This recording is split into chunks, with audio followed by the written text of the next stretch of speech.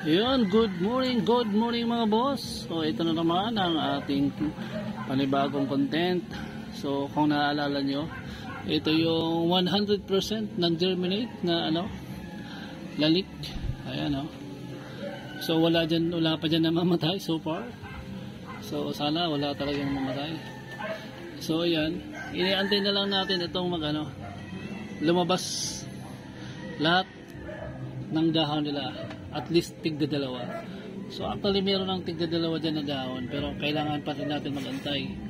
Antayin natin na maging dalawa yung true leaf nya or true leaf. So bago natin to i-hardening. So 7 days in counting, more than 8. Sabihin natin, nakalimutan ko kung 8 days na ba to. Yan. So ang inaantay natin dito is talagang lumabas yung dalawang dahon niya. Ayan. Bakit? Kasi sa na-experience ko, yung minamadali ko na i-hardening siya, kahit isa pala yung dahon ay hina-hardening ko na. So merong problema doon. So at least na-experience natin. Ang problema nga lang, gumastos tayo. Well, sabi nga niyan, experience is the best teacher. Yan, diba?